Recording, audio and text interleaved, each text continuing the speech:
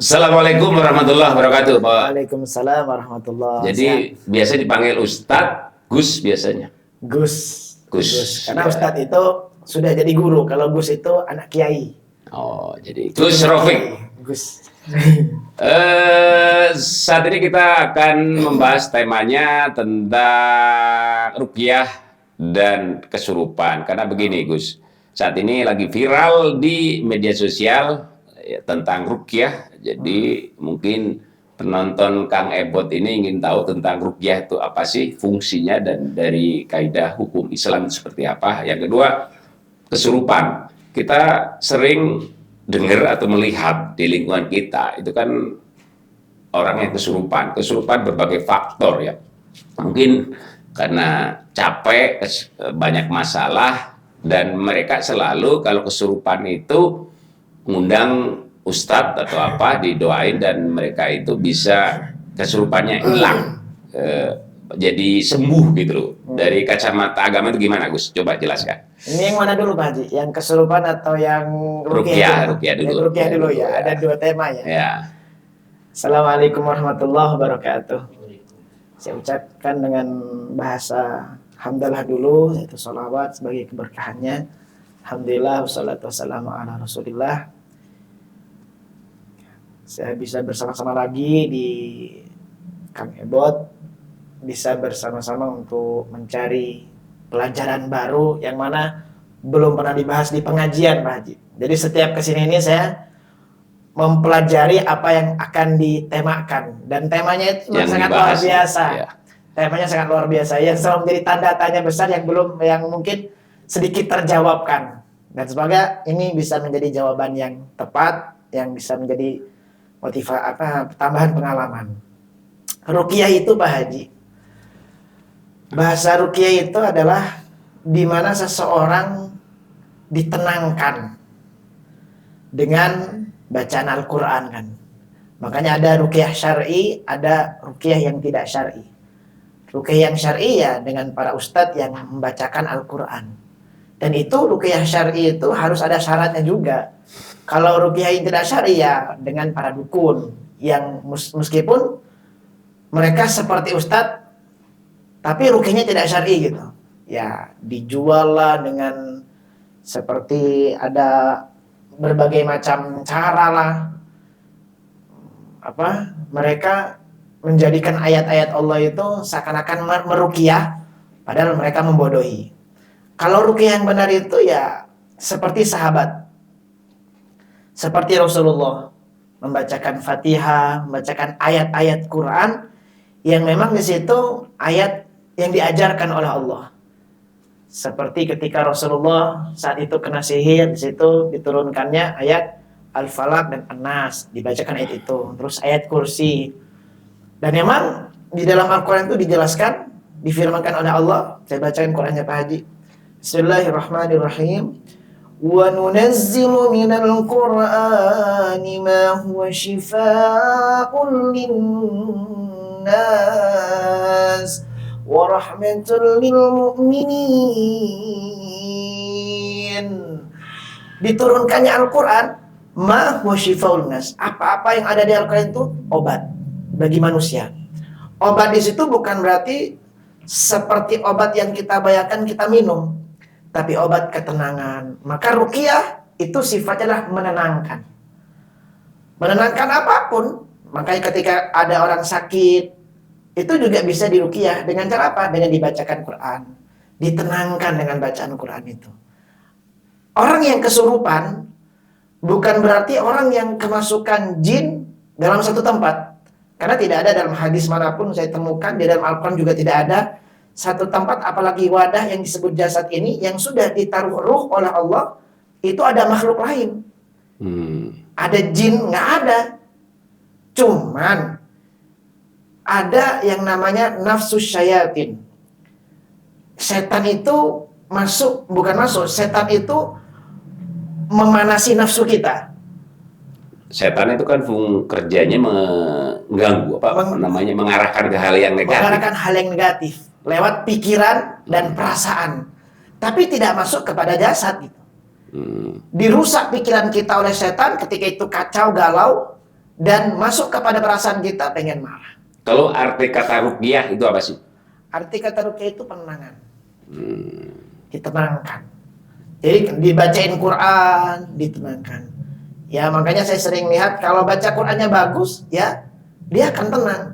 Tapi kalau baca Qurannya asal-asalan, apalagi ngambil ayat ini, tafsirannya ini namanya sudah menipu. Jadi arti kata ruqyah itu adalah menenangkan.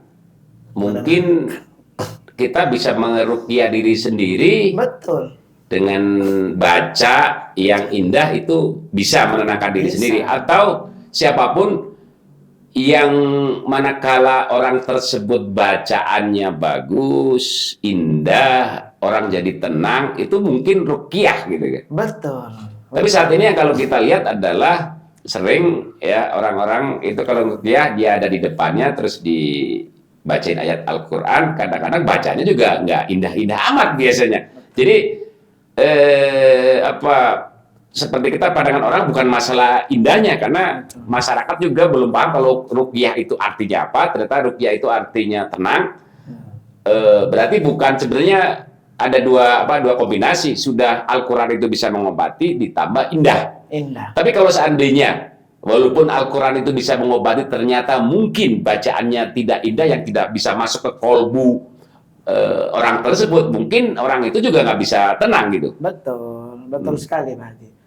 Ya seperti kita waktu saat kecil dinyanyikan Nina Bobo dengan lagu-lagu, dengan dongeng-dongeng. Cuman Al-Quran itu kan mukjizat, meskipun tak dimengerti, tak dipahami artinya, tapi dia punya magnet tersendiri. Kalau ruqyah ada tuntunannya nggak dari Nabi?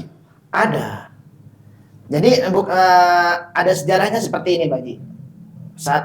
Saat sahabat itu bertemu dengan salah satu sahabat ya, itu sahabat itu menjenguk orang sakit, dan salah satu sahabat tadi membacakan surat Fatihah dan sembuh gitu dengan surat Fatihah itu. Karena di surat Fatihah kan ada kalimat Iyyaka na'budu wa iyyaka nasta'in, hanya kepadamu kami menyembah dan hanya kepadamu kami meminta pertolongan. Mungkin saat sahabat membaca itu, ayat Fatihah yang dibaca itu benar-benar dia meminta pertolongan kepada Allah, ya Allah sembuhkan. Karena engkau yang memberikan penyakit, engkau yang memberikan kesembuhan. Saat itu dia khusyuk, diijabah oleh Allah. Nah, datang sahabat itu melihat, wah ini tidak dilakukan oleh Rasulullah gitu. Lalu sahabat tadi ngadu sama Rasulullah, dan Rasulullah mengatakan, wahadhi ruqyah, dan ini adalah ruqyah. Jadi ketenangan yang dibacakan, ketenangan bacaan Quran yang menenangkan orang yang sakit sehingga ada kesembuhan tadi. Ya mungkin sembuhnya nggak langsung sembuh itu, mungkin ada kesegaran, ada kesemangatan dia ketika dibacain Quran, ada ketenangan tersendiri kan. Penyakit itu dari pemikiran, Pak Haji. Kalau pikiran kita udah kacau, penyakit semuanya datang. Salah satunya bisa jadi kesurupan.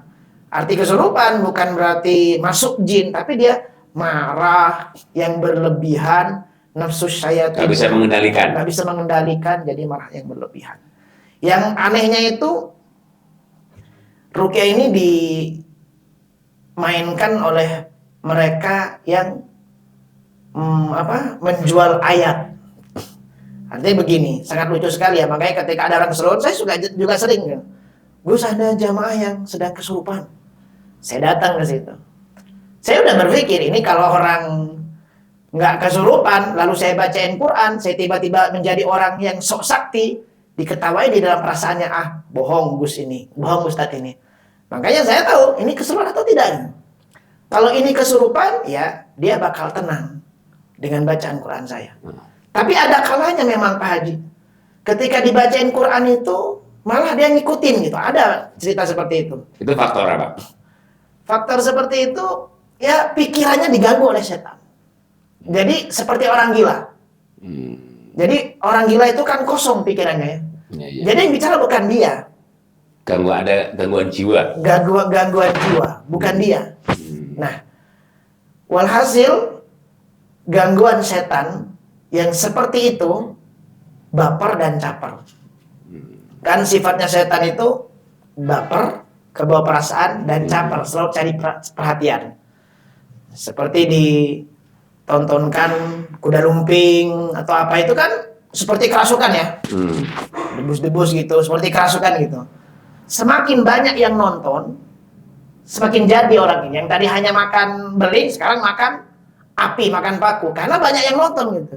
Coba kalau ditinggalkan. Itu benar-benar dia itu nggak sadar ke bawah itu atau memang dia sadar tahu? Nafsu Ada. syayatin. Oh iya, nah. Jadi setan masuk kepada pikiran dan kepada perasaannya, memang dikasih kekuatan mereka itu. Semakin ditonton, semakin jadi. Semangat. Semakin jadi karena caper. Ya. Makanya kenapa Islam itu nggak boleh caper kecuali sama Allah. Nggak boleh cari perhatian kecuali sama Allah. Karena sifatnya iblis, sifatnya setan, memang memberikan kekuatan kepada manusia, keahlian kepada manusia, sifatnya mencari perhatian kepada selain Allah. Semakin diperhatikan, semakin jadi. Ya. Makanya ketika itu saya bacakan Quran, kok nggak sembuh-sembuh gitu. Saya bacakan Yasin, kok nggak sembuh. Wah, berarti ini bukan ruqyah ini caranya. Karena orang ini nggak tenang dengan bacaan Quran, bukan ruqyah. Gimana caranya? Tinggalkan. Udah tinggalin aja. Nanti sembuh-sembuh sendiri, capek-capek sendiri. Benar ternyata orang tuanya datang, alhamdulillah sudah sembuh. Ya nggak usah cari, nggak usah apalagi datang ke dukun gitu. Nggak usah. Ya. Kalau dengan cara bacaan Quran sudah tidak menenangkan. Ya, kalau dengan kata medis sudah dikasih obat penenang, udah enggak. Ya berarti ini memang Dia harus bisa menenangkan diri sendiri. Bisa Karena mungkin menenangkan diri ya sendiri. tadi ada banyak masalah yang mungkin dia Betul. pikiran kalut, Betul. jadinya apa itu ngomong sendiri gitu ngomong kan. sendiri. Berapa kali saya lihat kalau orang di ruqyah itu tadinya katakanlah dia punya masalah atau apa, dia kondisi normal. Begitu di ruqyah, dia itu ada yang muntah atau malah dia kesurupan. Saya pernah lihat itu gimana bisa gitu. Jadi ada dua. Di ruqyah yang tadinya biasa gitu dari si fisik, begitu di ruqyah itu muntah atau dia malah kesurupan. Pak Haji, kalau perjalanan pusing, mumet pasti muntah. Iya. Jadi ketika diberikan bacaan Quran, lalu Quran itu masuk ke dalam perasaannya, bisa menenangkan, itu bisa jadi muntah. Karena yang dimuntahkan itu ya melepas. Iya. Melepas apa yang menjadi beban pikirannya. Itu faktor pertama, orang muntah. Atau dia kesurupan. Si orang tadi dengan nafsu syayatinnya, kalau bahasa saya bukan bahasa kesurupan kata saya. Jadi nafsu syayatin, bahasa Qur'annya itu nafsu syayatin. Asyaitanu ya'idukumul faqra wa ya'murukum bil fahsya. Kata Allah itu, syaitan itu seakan-akan ngajak kaya tapi dia itu menjerumuskan kepada kefakiran. Wa ya'murukum bil fahsya, dan setan itu selalu nyuruh kepada hal-hal yang keji gitu. Jadi ketika setan itu sudah ada pada dirinya, dibacain Quran bukan malah benar, malah ngamuk gitu. Makanya ada ketika dibacain tambah jadi, tambah marah gitu. Ada juga muntah. Makanya bahasa orang ruqyah ketika dia muntah, keluarlah penyakitnya, keluarlah gangguannya, keluarlah yang ada pada dirinya gitu. Masuk pada dirinya itu yang nafsu syayatin tadi. Nah, kalau yang ketika marah, berarti itu harus dikomunikasikan. Nah, itu dikomunikasikan ya. Kenapa? Makanya banyak ruqyah itu, mohon maaf, itu sering berkomunikasi dengan orang-orang yang kesurupan. Dari mana kamu ini? Memang dipancing, diarahkan kemana. Sehingga si orang tadi sadar dengan dirinya sendiri sehingga menghilangkan pikiran yang negatif. Kalau ruqyah itu ada tuntunannya nggak? Ada Pak Haji. Jadi ada tata cara, ilmunya, ada nggak? Saya kurang mendalami bab ruqyah. Cuman yang saya tahu itu Al-Quran bisa menjadi obat dan rahmat bagi orang-orang yang beriman. Wa yazidul zalimina illa tabara. Bahkan Quran itu bisa menjadikan nambah orang jadi zalim, sesat. Kok bisa? Karena ketika orang yang bacanya tadi disalahgunakan dengan cara ya seperti perdukunan yang ya menempatkan zalim itu kan man wada'a ghairu mahadwa, menempatkan bukan pada tempatnya. Jadi dipakainya ayat Quran dengan hal-hal yang tidak baik. Itu salah satu kezaliman kepada Al-Quran. Salah satunya bukan ahli ruqyah, bukan ahli pembaca Quran yang baik, seakan-akan dia mempunyai ilmu dengan Quran tadi bisa merubah Kalau keadaan. tadi bicara tentang ada apa ahli ruqyah, berarti kalau ahli ruqyah itu kan ada ilmunya. Jadi di kita agama itu ada nggak kitabnya yang tata cara ruqyah, terus surat apa yang dibacakan, durasinya berapa lama? Itu ada atau Ustadz ini pada saat meruqyah dia hanya pilih-pilih surah sendiri? Ayat di dalam Al-Quran itu memang ada ayat-ayat yang diajarkan oleh Allah kepada para nabi, dan memang di situ ada ayat-ayat Quran yang memang isinya doa, Pak Haji. Seperti Al-Falaq kan itu doa. Qul a'udzu birabbil falaq. An-Nas juga min syarril waswasil khannas alladzi waswisu fi sudurin nas. Diawali dengan qul a'udzu. Katakan wahai Muhammad, aku berlindung. Nah, di situ ada lafaz min syarril waswasil khannas, dari kewaswasannya yang ada pada diri manusia, minal jinnati wan nas, dari jin dan manusia. Memang diambil ayat-ayat Quran itu, yang ayat Quran itu memang terkhusus untuk bahasa ruqyahnya untuk yang terkena nafsu syayatin atau kerasukan atau kejinan dan seterusnya gitu. Berarti intinya ruqyah itu tenang, bikin orang tenang. Kalau seandainya kita mendengarkan Al-Quran yang indah, karena kita mungkin mengkosongkan jiwa kita, jadi tenang, jadi sembuh, mungkin seperti itu. Betul. Jadi karena Al-Quran itu menjadi obat, berarti ayat apapun sepanjang dibacakan secara indah, kita menghayati, kita jadi sembuh gitu kan. Karena penyakit itu kan dari pikiran kita. Betul. Oke, selanjutnya kita tentang kesurupan. Kesurupan itu nyata ada. Dia itu kan mungkin ada dua ya. Kesurupan karena dia itu tidak bisa mengendalikan masalah pikiran. Jadi kalau bahasa Sundanya itu abak-abagum, atau dia itu kerasukan jin. Gimana itu, Ustaz? Gus. Lebih kepada amarah. Orang kesurupan itu, setan itu mengendalikan manusia dengan dua hal, benci dan marah. Makanya kata Nabi, la taghdab, la taghdab, wa la taghdab. 3 kali ulang sama Nabi, jangan marah, jangan marah, jangan marah. Karena ketika marah itu bukan dirimu, tapi nafsu syayatin, nafsumu, setan yang akan mendorongmu. Baik ketika dia membunuh seseorang dalam keadaan marah, itu sama dengan kesurupan. Ketika dia sudah membunuh, baru dia sadar. Dia sudah melakukan kesalahan, baru dia sadar. Itu juga kesurupan. Gitu. Karena kalau orang marah itu kan akal sehatnya hilang. Akal sehatnya hilang. Terus jangan benci. Orang kalau sudah dirasukin dengan rasa benci, dia bisa hasad. Makanya digabungkan dalam surat Al-Falaq itu, min syarri hasidin idza hasad, dari kejelekan orang yang hasud. Dan tidak ada yang lebih hasud daripada setan. Jadi jin bisa, itu kan kalau kerasukan kan banyak orang bilang bahwa kerasukan jin, itu bisa nggak jin merasuki tubuh manusia? Tidak bisa. Oh, tidak bisa. Nggak bisa. Jadi selama ini orang yang bilang bahwa kerasukan jin itu bohong. Bohong, fakta bohong. Karena kenapa? Ya tadi saya katakan, satu, manusia itu sebaik-baik makhluk. Dan wadah jasad ini sudah ada ruh. Tidak mungkin satu jasad dimasuki oleh dua ruh. Dan mereka itu punya alam tersendiri. Ya, alam mereka adalah alam gaib. Bukan alam nyata seperti kita. Beda dimensi lah ya. Beda dimensi. Cuman mereka masuk kepada perasaan, bukan kepada jasad bahasanya. Jadi perasaan mereka diberikan keberanian. Saya katakan tadi dalam Al-Qur'annya, asy-syaitanu ya'idukumul faqra wa ya'murukum bil fahsya wallahu ya'idukum maghfiratan minhu wa fadla wallahu wasi'un alim. Setan itu, kata Allah, ngajak sama kamu, setan itu menjerumuskan kamu kepada kefakiran. Makanya nggak ada ceritanya orang yang pakai ilmu setan kaya. Miskin mereka. Orang yang pakai pesugihan memang dibantu.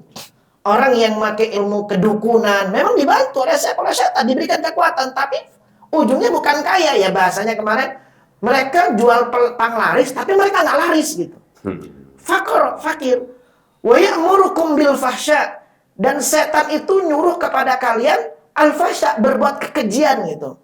Wallahu ya'idukum maghfiratan minhu wa fadlah, dan Allah Ta'ala menjanjikan kepada kalian yaitu ampunan dan karunia. Kenapa nggak datangnya sama Allah gitu? Makanya ketika mereka kerasukan jin, karena mereka sudah minta tolongnya sama jin gitu. Mohon maaf, ketika dibacain mantra, ya, itu bukan kerasukan jin, tapi perasaannya yang sudah dipermainkan sama jin. Nah, ketika dibacakan bacaan ini, lalu masuklah kepada manusia itu jadi apa gitu. Tapi ada yang bohong, ada yang tidak. Yang bohong itu ya tadi seakan-akan dia mencari perhatian. Ya, setan itu kan ada dua ya, minal jinnah tiwanas. Setan dari manusia, setan dari jin. Yang berbuat yang melakukan hal seperti itu caper intinya. Karena setan itu makhluk yang paling caper. Cari perhatian ya. Cari perhatian, tinggalkan aja. Kalau ada orang kesurupan seperti itu, bacain Quran sudah, ya sudah tinggalin aja. Kita lihat sering ada ini kesurupan massal. Ada beberapa kita pernah mendengar di sebuah pabrik karyawan 1000 ada 500 kesurupan, atau di sekolah itu pernah dengar. Dan itu bisa faktor bersamaan itu karena dia ikut-ikutan bagaimana? Caper Pak Haji. Jadi sekali lagi kalau dalam ilmu hadis dan Quran yang saya pelajari, tidak ada yang namanya kesurupan massal, itu tidak ada. Kok bisa sebaik-baik makhluk manusia diperdaya oleh jin? Gitu. Ya. Kalau manusia yang memperdaya jin itu ada ceritanya, seperti Nabi Sulaiman yang memiliki pasukan, salah satunya adalah bangsa jin. Tapi kalau jin nggak ada ceritanya. Dia memperdaya manusia. Karena mungkin kita lebih sempurna dibanding jin. Betul sekali. Dan mereka hanya mencari perhatian. Jadi ketika ada temannya kerasukan, mereka padahal ada yang bohongan, ada yang tidak gitu. Yang mungkin pengen diliburkan sekolahnya, atau pengen dibubarkan kerjanya, atau gimana, nggak ngerti. Makanya ada juga yang tadi faktor kerasukan itu begini Pak Haji. Faktor kerasukan itu karena jiwa yang kosong saat stres, atau yang saat dia marah yang berlebihan. Mungkin cenderung ini masalah psikologi atau gangguan jiwa lah ya. Betul. Jadi dia karena tadi ada banyak masalah ya. Masalahnya sama dia itu tidak tahu solusinya, jadinya stres ya. Stres. Karena stres mungkin dia ngelantur ngomong sendiri. Ngelantur ngomong sendiri. Jadi omongannya kemana-mana, bisa jadi marah-marah. Ya, dua faktor, diingat-ingat bahwa dua faktor. Orang bisa kerasukan itu, bisa timbul dengan jin itu ada faktor. Yang pertama karena kosongnya jiwa. Disebabkan kosong jiwa itu dia melamun terlalu tinggi, dan memang dia itu ya kosong jiwanya. Makanya kata Nabi itu jangan terlalu tinggi untuk melamun gitu. Hidup itu bukan untuk dilamunin, tapi disungguh-sungguhin gitu. Menghayal Jangan menghayal. Nah, jadi jangan banyak mikir, tapi banyak zikir gitu. Biar ingat, zikir itu ingat Pak Haji, banyak ingat. Yang kedua karena marah yang berlebihan. Dia marah yang berlebihan itu kemanusiaannya hilang. Kalau udah marah yang berlebihan, itu bisa kerasukan. Jadi kerasukan yang sebenarnya adalah bukan kerasukan yang dibuat-buat. Kalau kerasukan yang dibuat-buat itu dibacain mantra terus jadi, itu namanya kerasukan yang dibuat-buat. Gus Rofiq pernah ada pengalaman nggak dipanggil oleh orang-orang yang kesurupan dan hasilnya gimana? Saya 2 kali Pak Haji. Pertama ada jamaah saya yang memang bertengkar dengan suaminya ketika itu. Jadi dia kejang-kejang, marah, melotot gitu. Manggil sama saya. Ustaz, ada yang saya datengin. Saya tanyain, kenapa awalnya gitu. Bertengkar sama saya Ustaz. Berarti faktor yang tadi kan, marah yang berlebihan. Ya sudah, sok ambilkan air. Diambilin air, saya bacain surat Fatihah. Saya bacain ayat-ayat yang menenangkan jiwanya. Seperti Rabbana la tuzigh qulubana ba'da idh hadaitana wa hab lana min ladunka rahmah innaka antal wahhab. Saya tiupkan ke air itu, sok minumin. Diminumin, ya saya kasih nasihat. Udah, turunkan amarahnya. Dia sadar, ya lemas jadinya. Jadi karena marah. Karena marah tadi. Yang tadi melotot-melotot, dia megang kaku minum. Ambek kabung gitu. Ambek kabung, iya. Yang kedua kalinya, ada seorang pemuda yang dia itu katanya ke daerah puncak. Anehnya memang sangat aneh itu. Daerah puncak dia datang memanggil-manggil nama saya. Gus Rupik, siapa di Molong Grand ini, di komplek ini nggak ada kecuali Gus Rupik, ya itu gitu. Kalau si anak ini nggak tahu dengan saya gitu. Belum pernah ketemu. Saya datang. Dia manggil. Dia melotot keras saya ketika itu. Nah ini mungkin karena ketika dia ke puncak, dia memang jiwanya kosong. Kan jin itu ada yang... Kok bisa terucap Gus Rupik itu masalahnya apa? Nah, jin itu kan lebih banyak Pak Haji makhluknya. Kalau jiwa kosong, jiwa ya, yang sudah ke jiwa ya. Kalau jiwa kosong, pikirannya dimainkan oleh jin. Makanya yang ngomong itu ya memang jin. Gitu. Bukan dia yang ngomongnya. Jiwanya kosong. Tapi nggak masuk kepada dirinya. Gitu. Ketika saya situ ya komunikasi. Kalau bahasanya itu ya nggak bisa disebut dengan bacaan Quran. Saya bacain Quran, ngikut bacain Quran.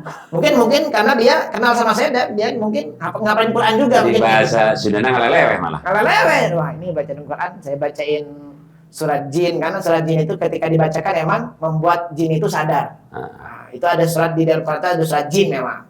Kata guru saya kalau orang yang seperti itu ya bacain surat jin biar jin itu sadar. Saya bacain, oh ternyata nggak sadar gitu. Saya ada komunikasi dengan cara baik. Kalau belum sadar itu boleh masih marah-marah, udah. Cara yang terakhir saya bilang ke keluarganya, tinggalkan. Karena ini cari perhatian. Caper, jinnya caper. Setannya caper, udah tinggalkan, bakal sembuh sendiri. So, kunci kamarnya, pokoknya jangan ada senjata tajam di situ. Tinggalkan saja, capek sendiri. Itu pada saat ditinggal ini, dia kondisi marah-marah, kondisi apa dia?